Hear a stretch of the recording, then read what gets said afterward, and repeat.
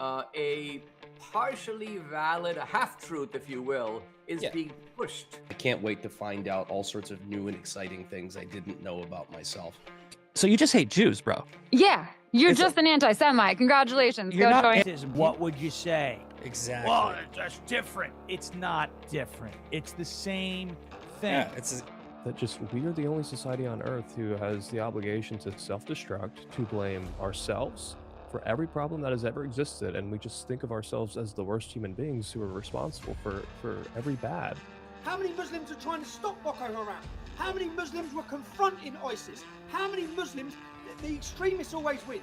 So the peaceful majority, which I know many, they're irrelevant. Good morning, Misfits. Why is that off? Hold on. Nope, wrong way. Wrong way. We're doing it the old school way. We're actually moving it with our hands. All right, that's good. How's everybody doing? It's Woke Wednesday. All right, let's get right to it. We love our thumbnails. We didn't have a professional thumbnail yesterday. It was very I don't know. It just felt weird. I felt like an amateur because I'm the one that put it together. So, for the theme of Woke Wednesday, why is the woke left donating to Thomas Massie? Why are his donors not conservative? I mean, I was told on the internet a whole bunch of times that he is the most conservative member of Congress, right? He's the most conservative. Like everybody else, they're the ones that aren't conservative. Massey's conservative, right? And like if you call him a rhino, they're like, that's not true.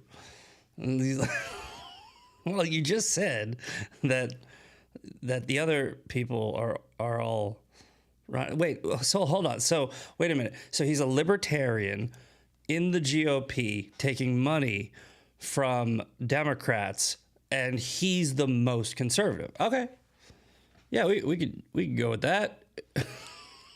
It's so crazy. Yeah, we're gonna get to that. I love this. I'm proud of myself for this one. Massey just holding a whole bunch of money, and AOC, Nancy, Ilhan Omar just chucking him cash. And then over here in Kentucky's 4th, which is the district he's actually supposed to represent, just a homeless guy with the same sign, right? He has a sign that says, please donate, anything helps. The homeless guy has a sign that says, please donate, anything helps. You know, it's weird how... Now, this isn't just Massey only. This is a lot of members of Congress, but they don't know what their job is, right? Like, the job of a representative, right? Because we are in a constitutional republic with representative government, right? The job of a representative is supposed to be to represent the people in their district. That's why we have this system set up with the Electoral College, where we have a whole bunch of districts. There's like 2,500 districts, and we have all of these, different, representatives. It's wild, right? But the people in Kentucky's 4th district are Thomas Massey's. They should be his main concern. He's not there to, expose the Epstein files. He's not there to fight Trump. He's there to represent the people of his district and their interests. And he doesn't. And we will prove it. We're not only going to expose how he's getting his money, but we're also going to expose his support, and that will be coming up. But first, we are going to do the Daily Breakdown. If you guys never watched the Daily Breakdown before, here's how we do the Daily Breakdown. We go on the internet, we type in the word news, whatever pops up, we break it down, okay? So, typed in the word news today on DuckDuckGo, and this is what popped up. Okay, from Axios. Are they going to let me read it? No, they're not going to let me read it. We're having, I don't know. Maybe I need to change something up. Maybe I need to load articles that I can actually read. But we don't really need to read this one. Trump is going to address the nation on Iran Wednesday, today, after hinting at war's end. Okay, now, look, another one, the doomers and the black pillars, they are... I think they've predicted World War III, I don't know, like 30 times this year, right? Everything's World War III. Everything's a forever war, World War III. Apparently, we're only supposed to use our military defensively, which is crazy. But it's like there's always been this level of trust with real MAGA. Like true MAGA has this level of trust in Trump because he's earned it. Okay, real MAGA, not the doomers, not the black pillars, not the people that, the panicans, the people that are screaming the sky is falling all the time. Real MAGA, like we understand that Trump went through his whole entire first term without a new war, right? It's like we kind of go to war. We go to war a lot, right? Like, and it was actually quite impressive that he got 2 of the world's top terrorists killed without going to war, right? Killed Soleimani, killed al-Baghdadi. He did use military force. He used the military in operations, and this is no different. So I think when Trump said, we're not going in for a forever war, this is going to be a targeted, short operation with clear-cut objectives, real MAGA was like, okay, yeah, all right, I get it, And the idea that we are only supposed to use our military in a defensive way. I don't know if maybe something happened in this administration that signaled that we were not going to do that. Like, I don't know. Guys, does anybody... Here, let's pull up the chat for this. Was there a department that was renamed in this administration? I think there was a department in the government that was renamed. It used to be the Department of, what was it? Defense. And we renamed it. What was it? What did we rename that thing? Oh, that's right. That's right. There it is. T. Mitchell. The Department of War. Did anybody think that maybe that's because we were like, hey, we're done being this isolationist, non-interventionist, pansy-ass country that gets rolled over by every other country? It's not happening anymore, right?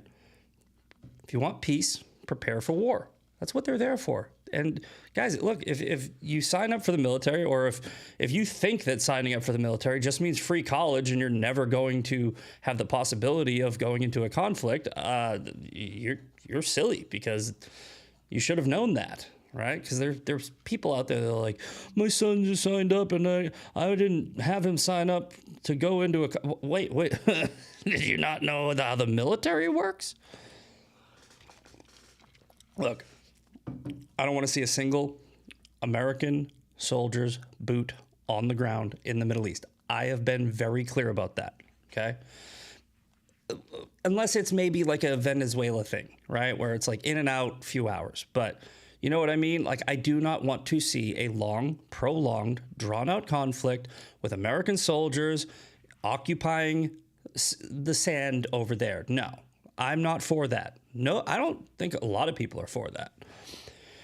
But again, Trump didn't say he was going to do that. And real MAGA trusts Trump. That's why we voted for him. It's kind of like, hey, if you break our trust, right? Cool. Then we will trust you less. Trump's disappointed me on a couple of things, right? Like, Second Amendment, not a big fan of how he was kind of like pro red flag. I don't like how he banned e-cigarettes. He's done a couple of things that I'm not okay with, right? But I mean, if you look at it like this, and I've used this analogy before, you look at the president as like the quarterback of a team, okay? Tom Brady's the GOAT, right? Tom Brady probably will go down in history as the best quarterback of all time. He also threw a lot of interceptions, okay? All right, if you guys are expecting perfection, prepare to be disappointed. I don't think anybody reasonable expected like Trump to be perfect. We knew that there was going to be, like, that's just common sense, human nature. But it seems like the standard for the doomers and black pillars is perfect. I want everything that I want, or I'm leaving the party, taking my ball and go home. Okay, go. We don't need you here. There's this false narrative out there that like we need you, right? I don't know if you've looked at the polling. MAGA has grown.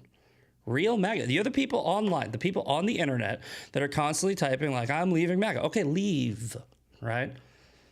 MAGA has grown. The Democrats' approval rating is in the toilet. They're at like 28%, right? Trump's somewhere around like 40-ish, which is actually pretty normal. It's on par with Obama, on par with past presidents.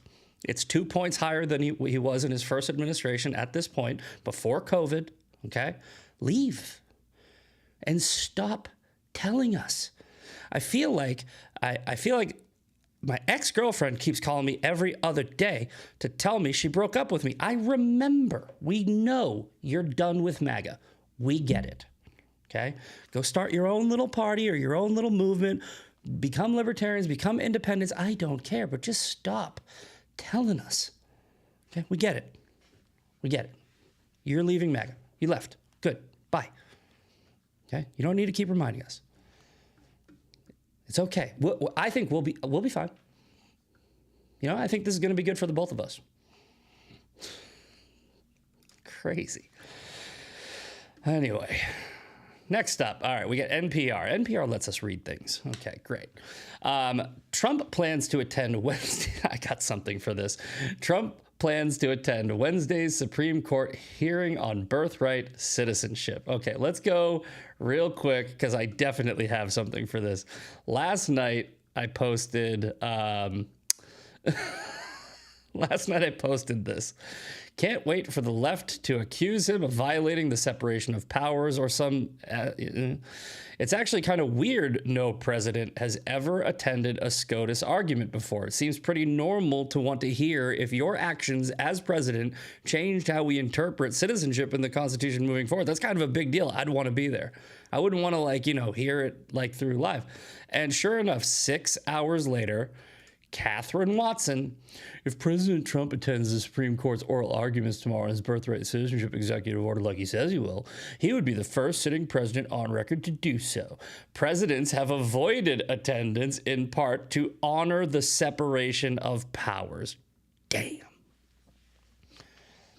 This isn't impressive on my part. They're so predictable, right? TDS, it's very easy to predict the behavior of somebody with TDS. Like, for instance, I know that somebody on the right with TDS, let's say Owen Schroyer, within the next 24 to 48 hours, you're going to see Owen Schroyer doing a 20-minute video in his truck looking like a sad puppy talking about how disappointed he is, right? That's new. That's the new TDS on the right. The woke right and the woke left have just formed into some just amalgama of just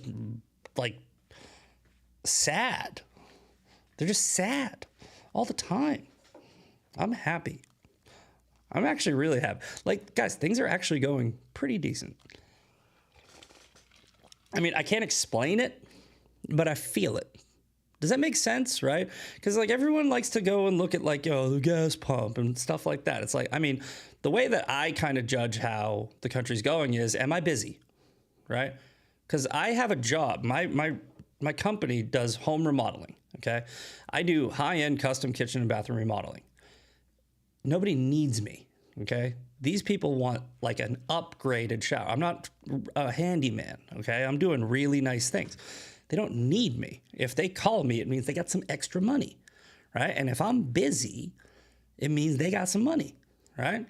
So I remember somewhere around, I don't know, 3/4 of the way through Biden's presidency, I was damn, I'm really slow. And I'd been in business at that point for 11, 12 years, and I had never been slow, literally never. And I was damn, things are bad because people, they can't spend that extra money on that new shower remodel that they wanted or the new kitchen or whatever they want to call me for. So that's how I kind of view it. And guys, I'm getting a lot of leads, a lot of people calling me up lately. I think that we're doing okay. I think the gas thing, I get it. It's a talking point. It's a shiny object. Gas was like the same price a couple years ago under Biden. We didn't even take out the world sponsor of terrorism for it. We got nothing. All right, let's pull up the rest of this story.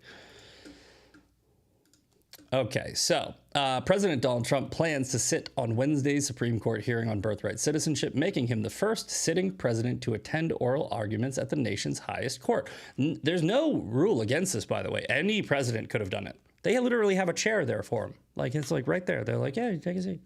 For some reason, other presidents just didn't want to do it. I don't see why. That's not intimidation or anything. It's like, oh my God, have you ever been to a court case where the plaintiff and the defendant are both in the same room? Oh my God. What? It's a court. It's the same thing. It's like, okay, yeah. The guy who filed the lawsuit is going to be in the court. Oh wow. I don't know if the judges can handle that much pressure. It's the Supreme Court. I'm pretty sure they're used to it. Don't worry about it, okay? It's kind of chill.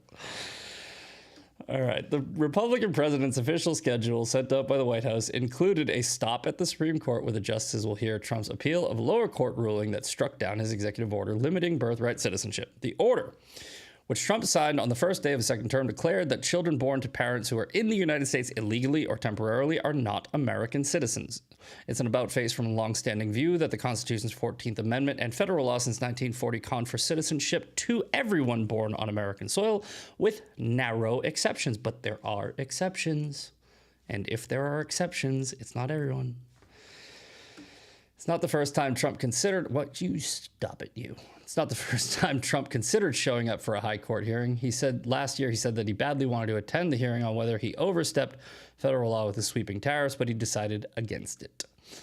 Trump went to the Supreme Court in his first term for ceremonial swearing in. Other presidents have dealt directly with the court, but don't appear to have done so while in office. Okay, well, I think that it's a whole lot of nothing. He's going to go to the court and hear the judges talk. It won't change anything. It's like, I mean, you know what's funny is the people, the left, right? The left has some cojones, right? Trying to say that they're really concerned about the separation of powers, right? Because if I don't know if you've been paying attention, but federal activist judges are just like, I'm the president, which is going to be the next story we talk about. But I mean, like Judge Boasberg, it's like, dude, they're literally like, there are so many injunctions on Trump from federal judges. And they think if Trump sits in a chair in a room with judges, that's a bridge too far. It's like Trump's like, I'm going to do tariffs. No, you can't. I'm the president. You're a district judge. What are you doing here? It's like, oh, I'm going to deport illegals. No, you can't. Again, who are you? Who are you? Right?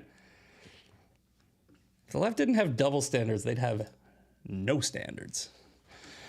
All right. And speaking of, Judge halts construction on Trump's ballroom and says Congress must decide. Okay, let's see if we can find this story without a paywall. Why is there a paywall? Doggone it. All right, let's try Brave. But dude, you guys understand, like, this is what's been happening with Brave. Let me show you. It's weird, right? See, look at this. It said 3 days ago. It's giving us the stories from like 3 days ago. Yeah, there's no update. Oh, well. I don't know why it's doing that. All right, let's try this. Okay, so judge halts construction on Trump's ballroom, says Congress must decide. Essentially, another federal judge just comes in and goes, nah, you can't do that. All right, let's do it this way. I'm gonna call an audible here. Okay, here we go. USA Today. I think this will work. A federal judge issued an order to halt Donald Trump's plan to build a $400 million White House ballroom. It's already being built. at the site of the since demolished East Wing, saying no work can proceed absent express authorization from Congress.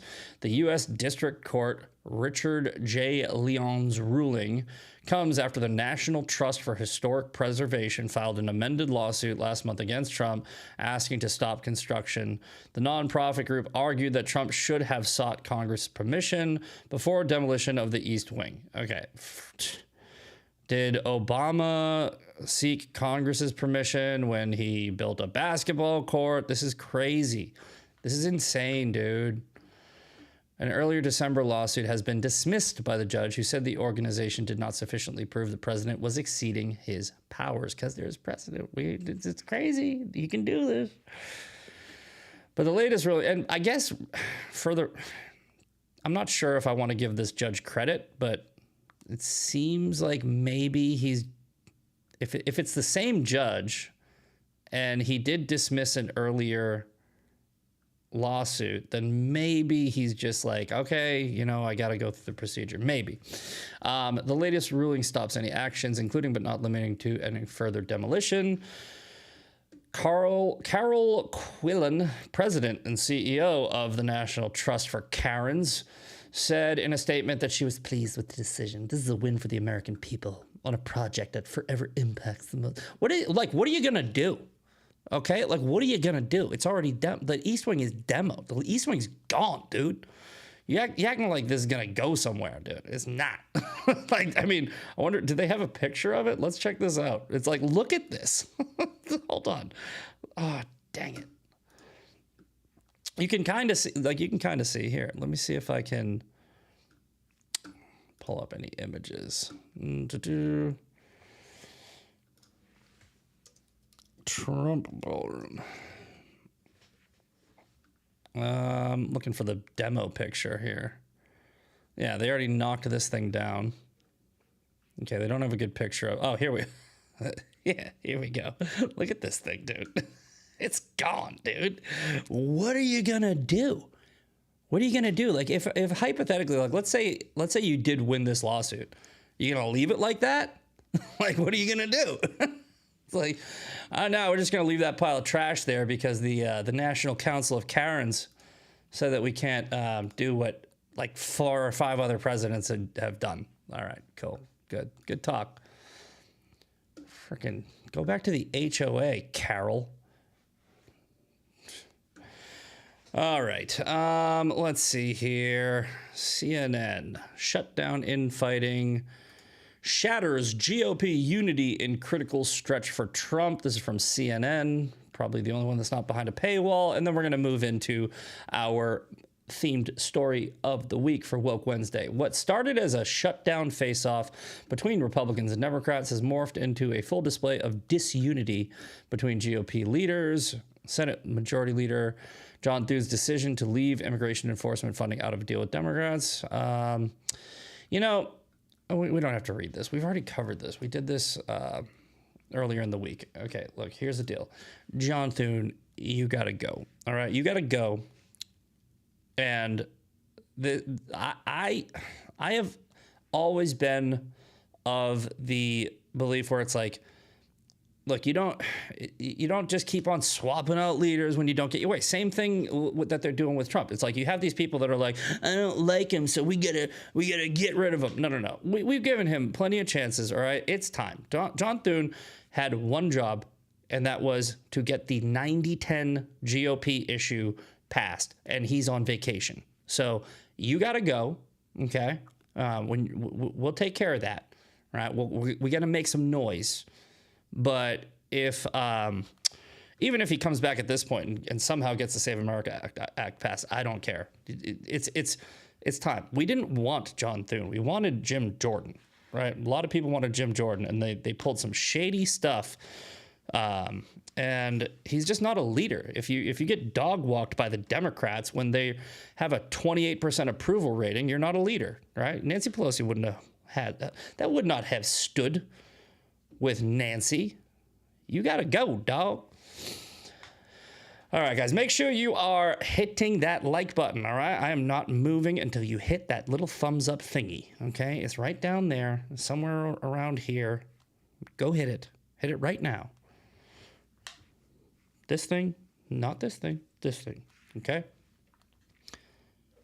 I feel like some of you did it. Okay, let's go. Okay, now to the main story.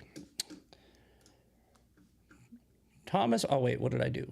Oh no, wait, that's the first slide. Okay. Dan Bongino has stepped into the ring. I love it. I love how Dan Bongino came back and he was just like, look, guys, I saw everything you were doing. I wanted to come in, but it's like I had to go do my job. He has rightfully recognized that, and I think this is why he left his position. I think it was the right move. Look, there's a lot of people that can do the assistant deputy director of the FBI job. A lot of people, right? Dan Bongino did a great job, but there are a lot of people that can do that job. There was something missing in the discourse for a leader. Okay, Charlie Kirk obviously got assassinated.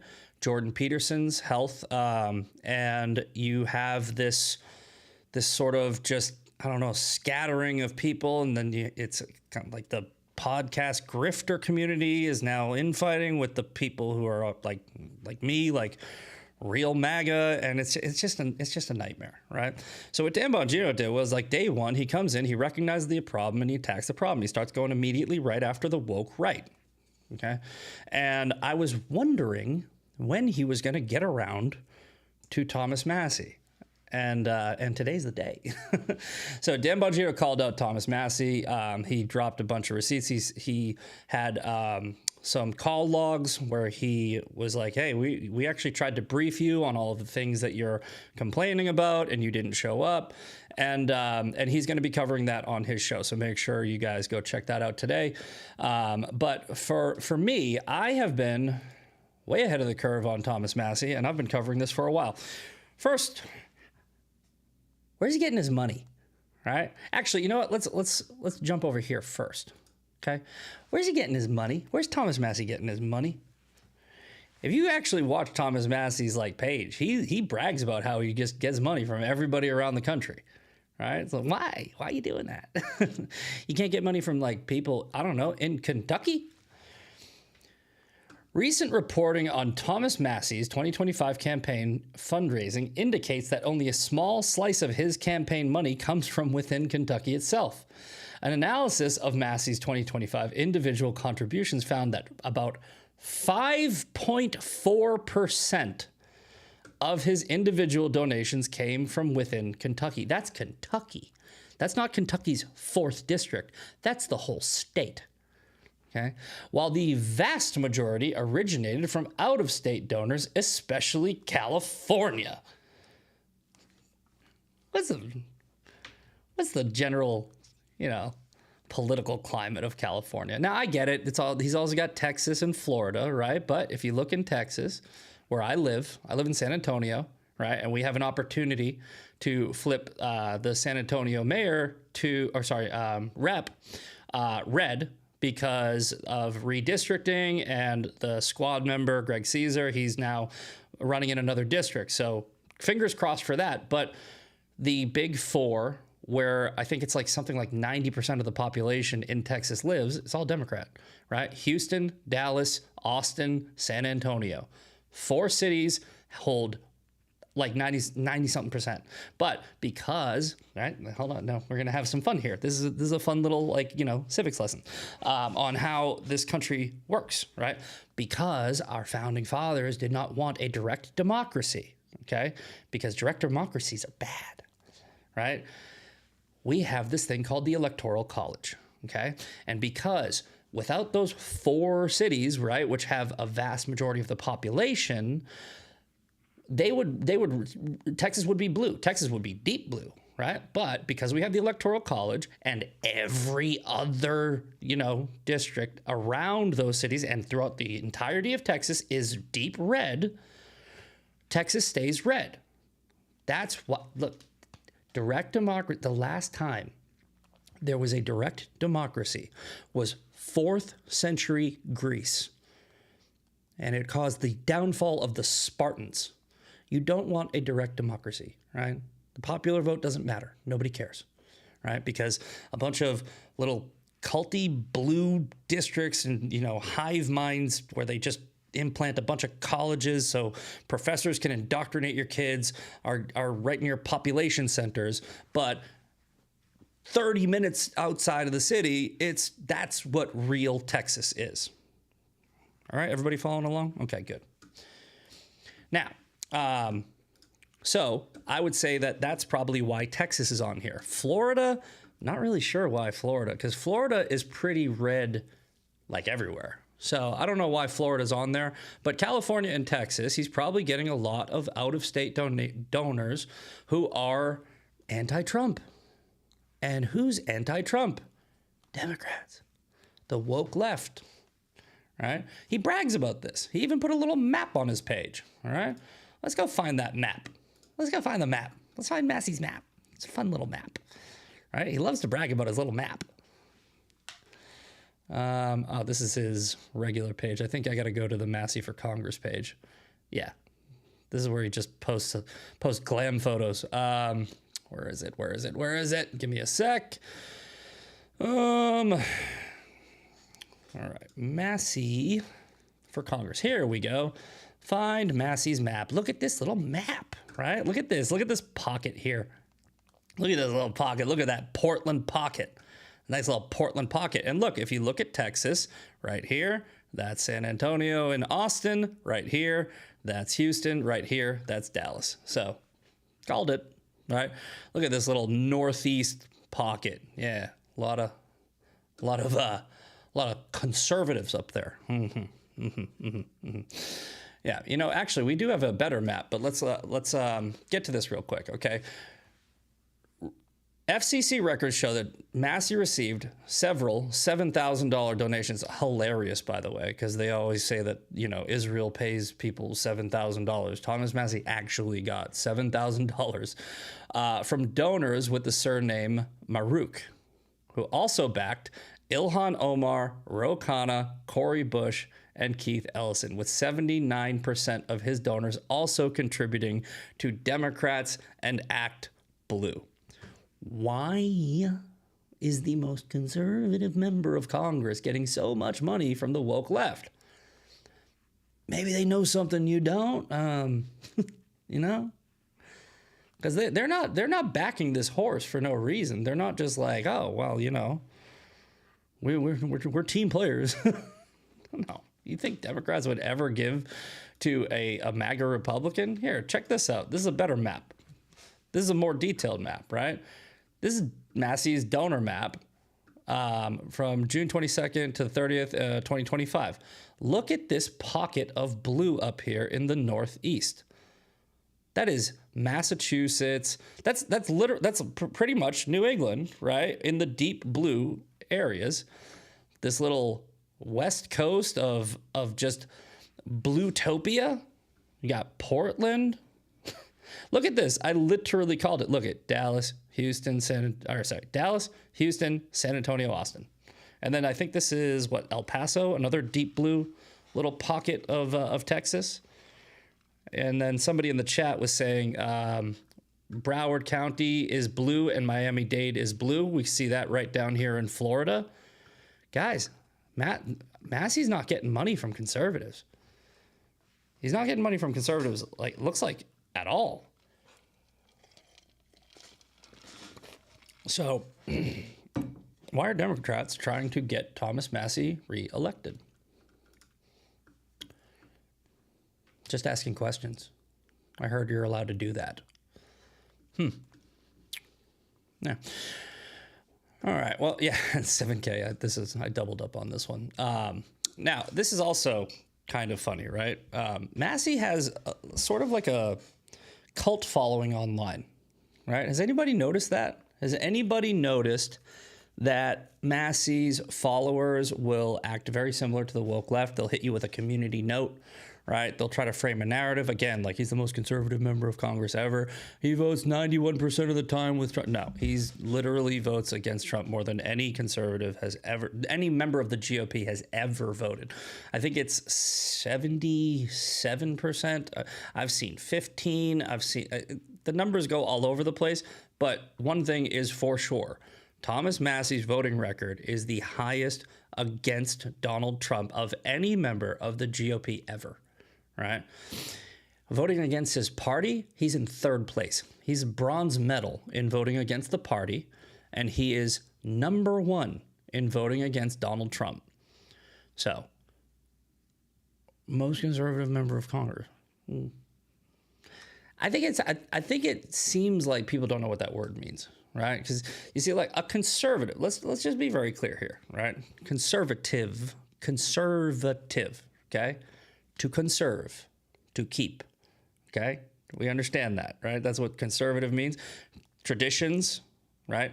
Constitutionality and American traditions with Western values. Okay, we understand that. That's what a conservative is.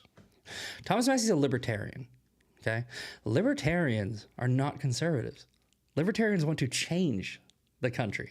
They don't want to conserve it. They want to change it. They want to change the way the country's run to their way, right? Like, there's a reason why libertarians get 1 to 3% of the 3% is like crazy. If a libertarian candidate gets 3% of the vote, that's like a lot, right? So why is Massey running as a Republican? Oh, because libertarians get 1% of the vote, right? He's literally a rhino.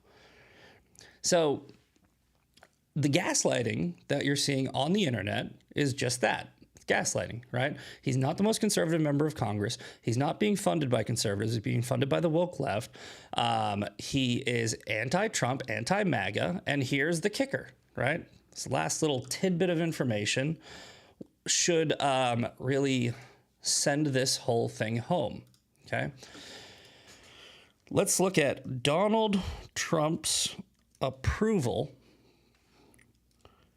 in Kentucky 4th. That's Massey's district. Donald Trump's approval rating in Thomas Massey's district, somewhere like 80, 90%. Okay. Trump would have carried this 65, blah, blah, blah, R plus 19. All right. So in early 2026, it slipped from about 85% to roughly 79%. Oh no. Right? 80%. Donald Trump's approval rating in Thomas Massey's district is 80%. What did we talk about earlier with what a representative's job is, right? It's to represent the people in their district, okay? So you have a MAGA district, heavily favored MAGA district, that Trump won by 2/3 of the vote. And you have Massey, who votes against Trump more than any other member of Congress. Here, let's follow up here. Massey's approval rating in KY 4. Now, I mean, I'm assuming this is gonna be like way more than Trump's, right? No. In a 2020 survey, Massey's image was 65% favorable. In a 2025 Kaplan Strategies poll, 19% said they would re-elect Massey. And that fell to 14% if Trump endorsed an opponent. The same poll said that Trump had 89% favorability. Okay. And I hate to, you know, I hate to talk to you guys like I'm talking to a child, but remember, it's not you. It's the morons. It's the Massey morons that are watching this, right? Because they're here, okay? We know you're full of shit, right? Because we have these data points that we can reference to prove you're full of shit, right? Massey's not the most conservative member of Congress. He's not liked in his district. It's a heavily favored Trump district. So why has he won? Why does he have that district? Why has he held that district for 14 years despite not passing a bill for 14 years? Because he flew under the radar up until now, right? He's activated. He's controlled opposition now, right? This is all very new. Like, it's all very new because what he did was he hid behind his principles and he hid behind his libertarianism. And he's like, I didn't vote for this because of this. I didn't vote for this because of that, right? But very recently, within the past like year and a half or so, he's come out full hardcore against Donald Trump, and he now cannot win. It's not going to happen, right? We literally just looked at his favorability in the toilet. He's not getting any money from any donors in his district. He's voting against Donald Trump in a Trump district. And even the people who were polled in that district said that if Trump endorsed a different candidate, they would be more likely to vote for that candidate against Massey. That's not stopping Massey from raising a lot of money. And it's honestly like a really strange way to raise a lot of money, right? We'll get to that in a second, but let's finish this up, right? Massey's opponent, Ed Galrain, right? 5th generation farmer, Navy SEAL, Army Ranger, right? Literally just all kind of Kentucky, right? He's a MAGA Trump supporter, right? He's promising to actually go and work for the people of Kentucky's 4th, as opposed to, exposing pedophiles or whatever the hell Massey wants to do, right? Or taking down Israel or something like that.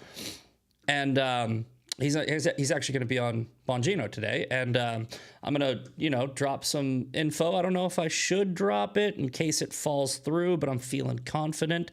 I am in contact with Ed's team as well, and we're going to try to get him on this show, right? So hopefully that happens. Fingers crossed. Everybody in the chat, keep your fingers crossed, because I would love to have Ed on the show so we can have a conversation with him about this, right? Because I want to know what he's actually going to do, right? I know what Massey's done. Nothing. He's passed one bill in 14 years. So I want to know what Ed's going to do. Same thing I did when I had Brendan Herrera on. I go, what are you going to do, right? I like you. I support you, but make your promises now so we know. But yeah, so Ed Galrain, it just, if you look at the data, then Ed Galrain's going to smoke him, right? But that doesn't stop people like Brett Weinstein, right? Brett Weinstein. It's always the anti-Israel people that say that we have to protect Rep. Massey from the attacks he faces for confronting corruption on our behalf. Let's get him over $400,000 so he can stare down the threat. What threat? What threat? I mean, his job is like, are there potholes in Kentucky's 4th? Because that's what he's supposed to be doing. But he's apparently, what is he doing? He's fighting corruption? So you're saying that he's fighting corruption, and who's he most of the time fighting with? Donald Trump. So you're saying, you're saying that Trump is corrupt and Massey is our savior, a representative from Kentucky's 4th district is fighting for America. Not his job, but even if he was, right? Even if for some reason that were true, like Trump was corrupt, it's like, come on, dude. This isn't about corruption. It's not about corruption at all. It's about Jews, right? Hates Jews. And yes, it is anti-Semitism. I don't use that term because I think it gets played out like racism, but it is. Massey's like, I'm not going to take any money from AIPAC. He took money from the Democratic Socialists of America. But Israel, that's a bridge too far. Okay. He's taking money from communists, but not the Jews.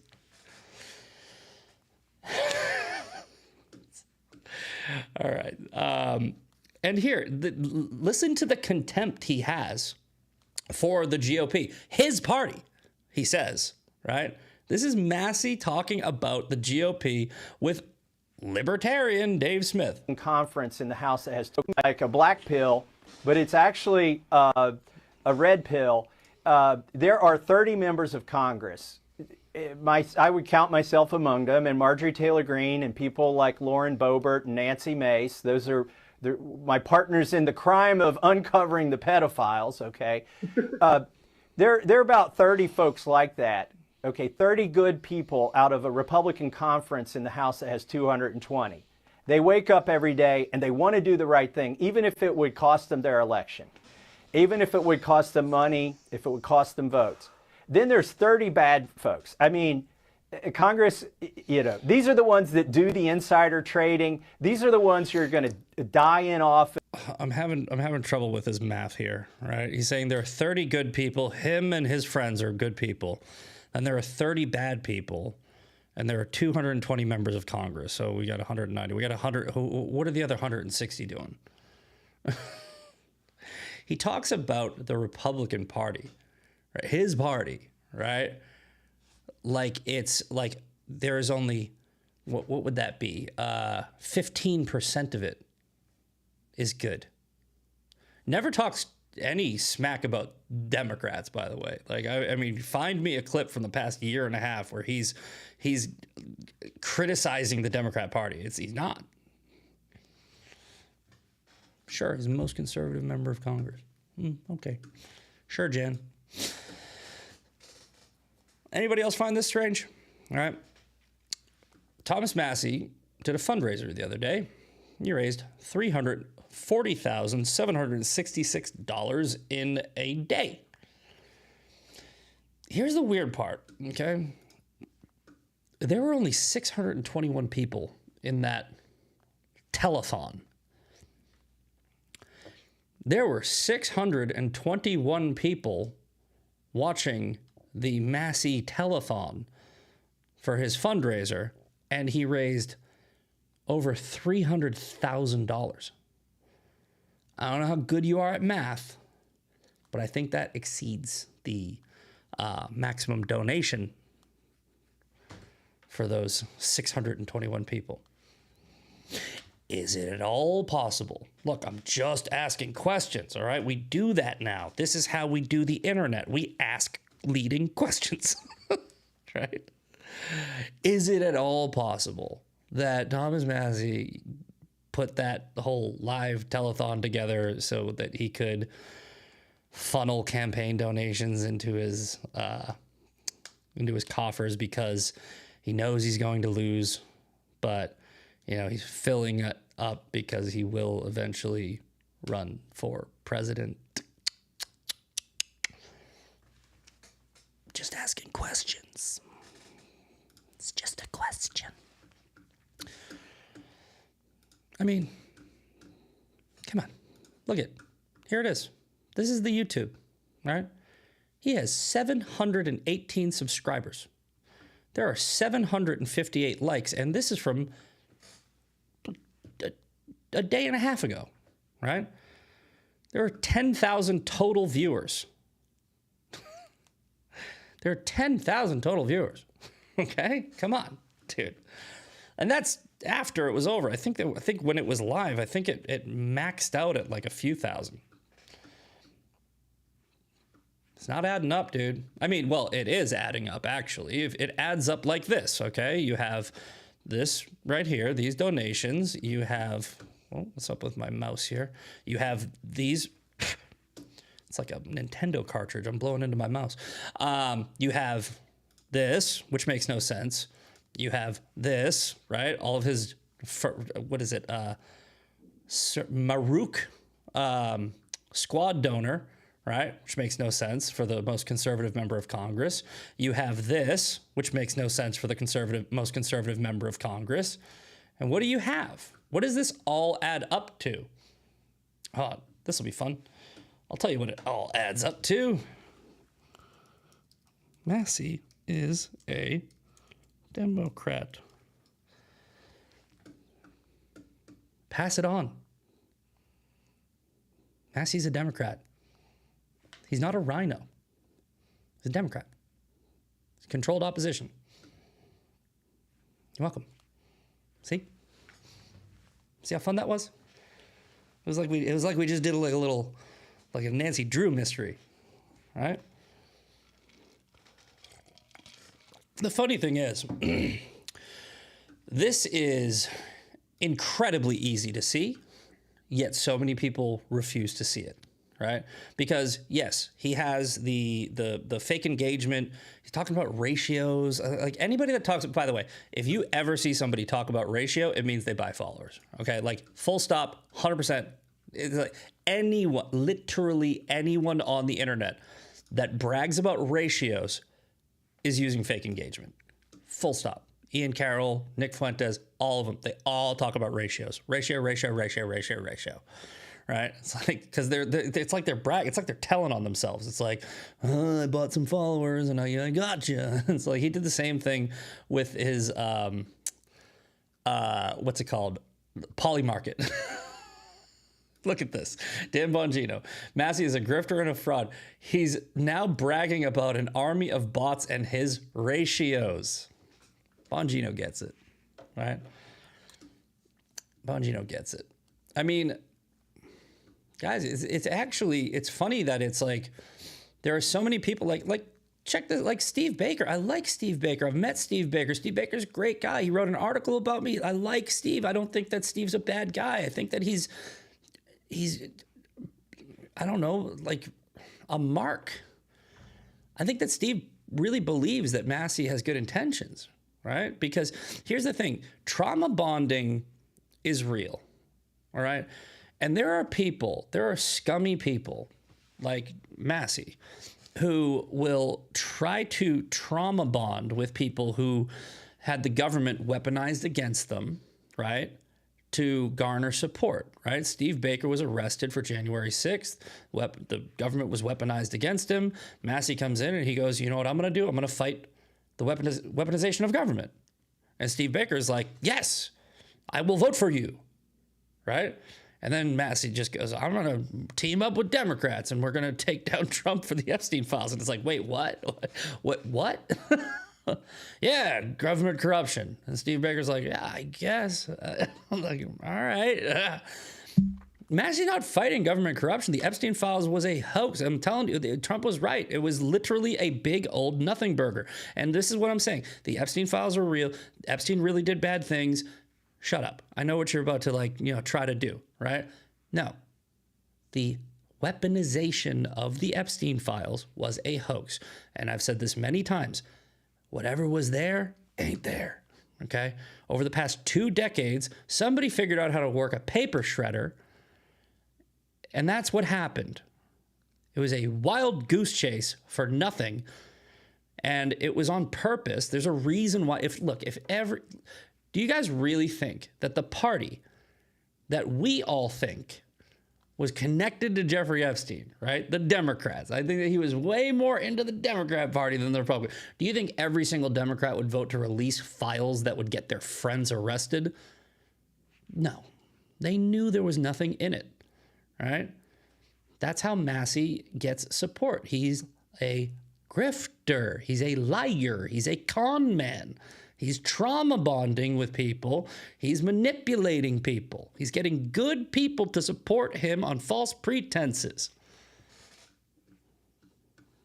It's exactly what the left does with low-income people. They're like, I'm going to give you free shit. And they're like, oh, yeah, I'm going to vote for you. And they don't. Well, they do. They do. They give them crumbs. They're like, yeah, look, food stamps. Like, yeah, vote Democrat my whole life. Illegals. I'll make you citizens and give you free shit. I'm going to vote for you. You can't vote, but don't worry, we'll let you. It's the same thing, dude. It's the same thing. So, put a bow on it. Let's go back to our thumbnail, right? The woke left is going all in on Massey, right? But I don't think that they think that Massey is going to win his primary. I think what they are doing is they are funneling money into his campaign so that he can run against Trump's successor in 2028, right? That this is a money laundering operation that's going on right now. In my opinion, that's what I think is happening, because we just looked at all the data, right? He can't win legitimately. Maybe they're going to try to steal it. Maybe they're going to try to rig the election. I don't know. But the people in Kentucky's 4th hate him, and yes, I do know several people in his district. They do not like him, right? Trump is endorsing Ed Galbraith, who's very well liked from the people that I've spoken to. Massey's not well liked. And all of the data that we can put together is basically pointing to he's an op. He's controlled opposition. He's an op. So using critical thinking and deductive reasoning, this is what I think is going on. I think that they are just pushing a bunch of money at this guy, and they're going to use him as their controlled opposition, because the left has nothing. The left has nothing to run on. Their favorability rating is in the toilet, like we showed you. It's at 28%, right? But if you can get a conservative in power that you can control, like a Mitt Romney, you know, like you might be like, you guys seeing what's going on here? This is the long game. What's going to be weird is we'll never hear the name Epstein after 2029. We'll never hear it after 2027, dude. They beat that horse. They beat the Epstein. The Epstein files horse is fully beaten. It is fully dead, and it is fully beaten. But yeah, this is a big thing to keep an eye on, right? Because if I'm right, I usually am, right? Ask Sean. He's probably in here somewhere. I'm not bragging. I just am, right? It's autism. I don't know how I do it, right? If I'm right, I'm looking in my little crystal ball, right? We're going to have Massey coming in, and he's going to fight dirty. He's going to have dark money. He's going to try to take down J.D. Vance or Marco Rubio or whoever Trump's successor is. He's going to do this again. But I really don't think that he is, after November, I don't think he's representing Kentucky's 4th district anymore. I mean, and I literally put my money where my mouth is. I put $1,000 on Ed Galbraith, and if he wins, I get four G's. That's not why I support Ed Galbraith. I supported him before, but you know what I'm saying? All right, let's do the shout outs real quick, and then we're gonna send you over to Sean Farish and Ungoverned. Kathy Ratcliffe. Thank you, Kathy. Brendan Farish is in here. Conservative Cadet Nee Mac Jack. Papa Lee 328. Kit Kat Mar. Sean Maga 79. Mrs. A. Watley. JJNSAX. Amber Thompson. Freedom Foxtrot 2. Bumba. Thanks, Bumba. It was a great show. I had a good time. Hello, Jennifer Webster. And hello, Miss Moocha Powered. All right. I hope you guys enjoyed the show. Sean's coming up next. I will see you tomorrow. What's tomorrow? Thursday? I will see you tomorrow for 2A Thursday. All right. That's going to be a good time. We'll see you later. A partially valid, a half-truth, if you will, is being pushed. I can't wait to find out all sorts of new and exciting things I didn't know about myself. So you just hate Jews, bro? Yeah, you're just an anti-Semite. Congratulations. You're Go not join. What would you say? Exactly. Well, that's different. It's not different. It's the same thing. Yeah, it's That just we are the only society on earth who has the obligation to self-destruct, to blame ourselves for every problem that has ever existed, and we just think of ourselves as the worst human beings who are responsible for every bad. How many Muslims are trying to stop Boko Haram? How many Muslims were confronting ISIS? How many Muslims, the extremists always win. So the peaceful majority, of which I know many, they're irrelevant.